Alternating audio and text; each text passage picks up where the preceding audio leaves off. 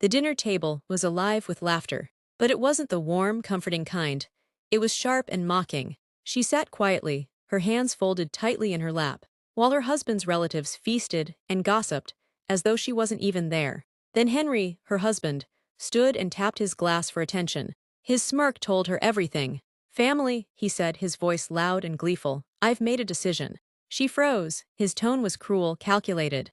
"I'm done carrying dead weight." His hand swept toward her like she was nothing more than a piece of discarded furniture. "This woman has been nothing but a burden. Today I'm freeing myself.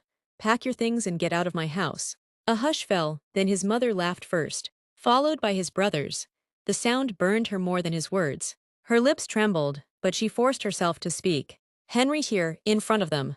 "Yes," he barked, relishing the attention. "Let them all see, I don't tolerate uselessness."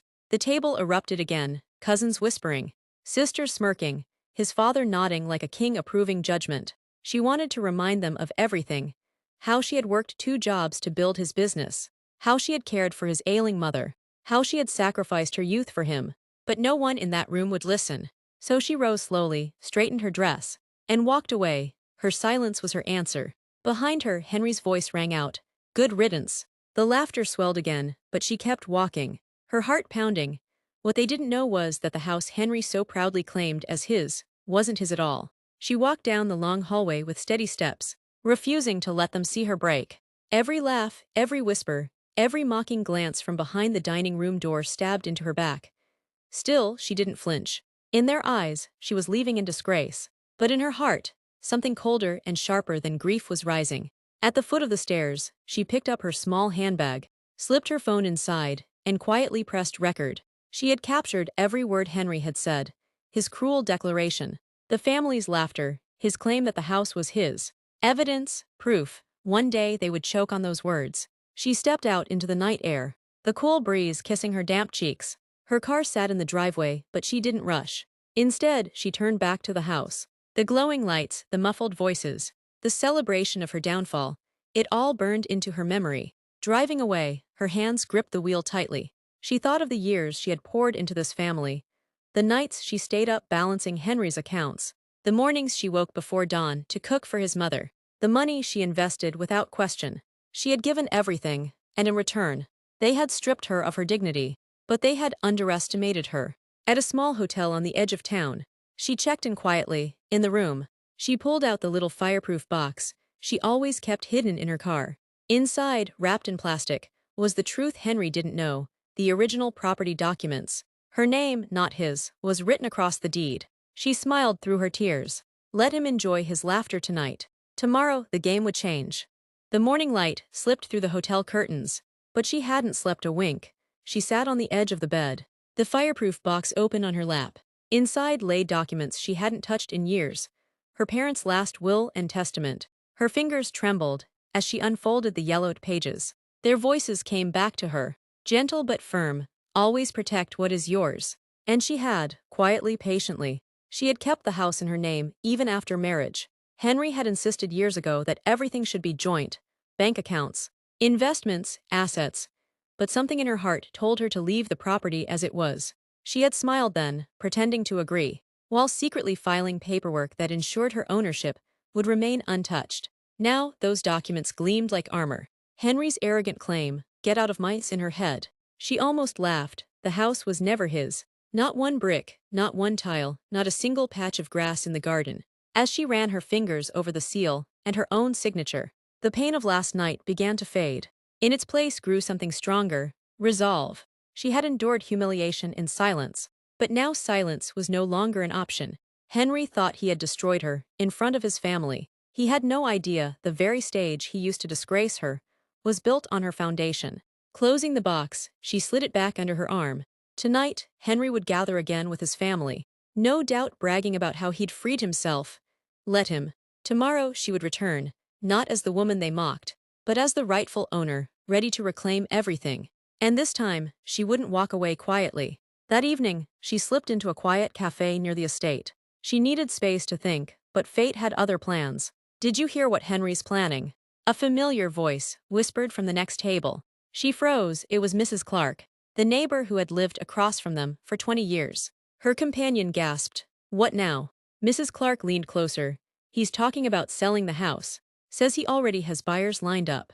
Poor fool, doesn't even know the deed isn't in his name. The woman's pulse quickened. So this was his game. Throw her out, humiliate her, and then cash in. He hadn't just wanted her gone, he wanted the house stripped from her entirely. She lowered her head, pretending to scroll through her phone. But every word seared into her mind. Henry had boasted for years about being the man of the house. In truth, he had been plotting to trade away what he never owned. When Mrs. Clark left, she sat frozen for a long moment. Rage boiled, but beneath it was something sharper clarity. This wasn't just betrayal of love. It was theft, calculation, greed. And the family had been in on it all along.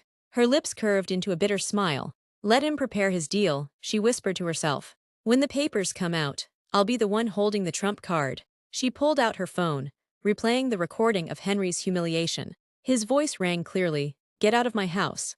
Proof of his arrogance, proof of his lies. He had used that moment to strip her dignity. She would use it to strip him of everything. The following morning, she sat across from her lawyer, Mr. Douglas, a man she had trusted since her parents passed. The thick file of property documents lay open on the desk between them. "I need you to check something for me," she said, sliding the papers forward. "Henry's planning to sell the house. I want to know how far he's gone." Mr. Douglas adjusted his glasses. Scanning quickly, his brows knitted. "You were wise to keep the title in your name." But he paused, flipping through another file from the courthouse records. "He's already filed a preliminary claim of joint ownership." Her heart pounded. "He forged my signature." Mr. Douglas nodded grimly. "It looks that way. He's presented himself as co-owner. And unless this is challenged immediately, he could push the sale through. The buyers don't know the truth." Her blood ran cold. The humiliation at the dinner table hadn't been a rash act of anger, it was strategy. He wanted her out before she discovered what he was doing. "So he throws me out," she whispered, "and sells the house behind my back." "Exactly," Douglas confirmed. "But with your original documents and proof of forgery, we can stop him. The law is on your side." She sat back, the weight of both betrayal and relief settling over her. Henry had underestimated her, believing she would collapse under shame. Instead, he had given her time to prepare. She touched the deed, her name in bold letters. This was her shield, her weapon. "File whatever you need to," she said firmly. "If he wants a war, I'll give him one." For the first time in years, her voice carried not just pain, but power. 2 nights later, the house blazed with lights again. Cars lined the driveway. Voices and laughter floated out into the warm evening. Another gathering, another display of Henry's pride. She walked up the front steps slowly, heels clicking against the stone, her heart pounding in her chest. When she pushed the door open, the laughter faltered. Dozens of eyes turned toward her, relatives who had mocked her just days ago. Henry's smirk returned instantly. "Well, well, look who crawled back," he said loudly, gesturing to her like a performer introducing a clown. "Did the hotel run out of rooms? Or did you finally realize you're nothing without me?" The room chuckled, but the sound died when she calmly set a folder on the dining table. The bold lettering on the front caught a few curious eyes. "Property deed." Henry laughed, shaking his head. "You think waving papers around makes you important? This is my house." She met his gaze, steady and unflinching. "No, Henry, this house has never been yours." She flipped the folder open, revealing the documents. Her name was printed clearly across every page. "It always belonged to me." A ripple of shock spread through the room. Relatives leaned closer, whispering in disbelief. Henry froze, color draining from his face. "You're lying," he snapped, though his voice wavered. "Am I?" she asked, pulling out the recording on her phone. Henry's own voice filled the room. "Get out of my house." Gasps erupted, as the contradiction hung heavy in the air. The smirk slid from his lips. For the first time, Henry wasn't in control, and she wasn't leaving quietly this time. The room was dead silent, except for the recording still echoing from her phone. Henry's face twitched, torn between rage and panic. Then slowly, the smirk returned. "You think you're clever," he said, his voice low and venomous. "But you don't know everything." Her brows furrowed. "What are you talking about?" Henry slammed his palm against the table. "Rattling glasses. I wasn't alone. Someone helped me. Someone who knows this family better than you ever could." Gasps circled the room as Henry's eyes shifted toward the crowd. And then, stepping forward nervously, was her cousin, Elena, the cousin she had grown up with, the one she had trusted like a sister. Her stomach dropped. Elena. Elena wouldn't meet her eyes. "I didn't mean for it to go this far." She muttered, Henry said you didn't care about the house. He promised me a share of the money if we sold it. Whispers erupted, sharp as knives. Betrayal from her husband was cruel enough, but betrayal from her own blood cut deeper. Henry grinned at her shock. See, you were never in control. Your own cousin stood with me. You're alone in this. For a moment, the weight of the double cross pressed down on her chest. She had expected Henry's schemes, but not Alina's, not family. Then she straightened, her hand brushing against the deed. You're wrong, she said firmly. I still have the truth, and I'm not alone, not anymore. The relatives leaned in closer, their loyalty shifting, their eyes darting between her strength and Henry's arrogance. For the first time, she could see it. His grip on the room was slipping, and she was ready to take it all back. Henry stood tall, feeding off the shock in the room. You see, she pretends to be innocent. But even her own blood doesn't trust her. Alina knows the truth. This house was never really hers. Murmurs rippled through the relatives. Some nodded, unsure. Others stared at Alina, their faces twisted in judgment. For a moment, it seemed Henry had regained control.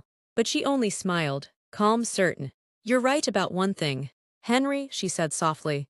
Alina did betray me. She turned to her cousin, eyes sharp as glass. But unlike you, she made the mistake of leaving evidence. Henry's grin faltered. She tapped her phone, and the recording from the night of her humiliation filled the room again. This time, she let it play longer. Every insult, every sneer, every triumphant "get out of my house" rang out like a verdict. Faces turned, jaws clenched. The laughter of that night sounded cruel, now damning. Then she played another clip, a voice note Alina had sent in haste, promising to help Henry get the house sold quickly. Alina's face turned pale, her eyes wide with shame. Gasps swept through the room. Henry lunged toward her phone, but she stepped back, lifting the documents high. Touch me, and everyone here will know what else you've done, she warned. The relatives murmured louder now, voices sharp and accusing. Some began to move away from Henry's side, shaking their heads. His authority was cracking, splintering like thin glass. Your lies are finished, she said, her voice ringing with strength. This house is mine, the proof is here. The law is with me, and the family has seen who you really are. For the first time, Henry's eyes flickered, not with arrogance but with fear. Henry's voice cracked as he shouted, She's lying, you all know me. I've been the one keeping this family together. But no one moved to back him. His brothers, who once laughed with him, avoided his eyes. His father shifted, uncomfortably in his chair. Even Alina shrank into the corner, her betrayal laid bare for all to see. The woman stepped forward, calm and unwavering. She laid the deed flat on the table, her name shining in bold letters for everyone to see. This house was mine before Henry ever set foot in it, and it will remain mine long after he leaves. Gasps echoed through the hall. Henry reached for the document, but two of his cousins blocked him, shaking their heads. Enough. Henry, one said firmly, we've heard enough. For the first time, the whispers of the room weren't against her, they were for her. Relatives, who once mocked her, now murmured words of sympathy. Eyes that once looked at her with scorn now carried respect, even shame for the part they had played in her humiliation. Henry's bravado crumbled, his fists clenched, his jaw tightened, but his eyes darted with desperation. The man who strutted with pride days ago now looked cornered, small and powerless. She raised her chin, her voice steady. You wanted me out, Henry. You laughed as your family mocked me. But this house is mine, and tonight, everyone here has seen the truth. The silence that followed was heavier than any shout. Henry's empire of arrogance had collapsed in a single night, and for the first time, she was no longer the outcast at the table. She was the one in control. The room held its breath. Henry stood trembling, his pride hanging by a thread. His eyes darted around, searching for someone, anyone, to side with him. But the faces that once smirked at her now stared at him with disgust. His allies had vanished. She took a slow step forward, sliding the deed back into her folder.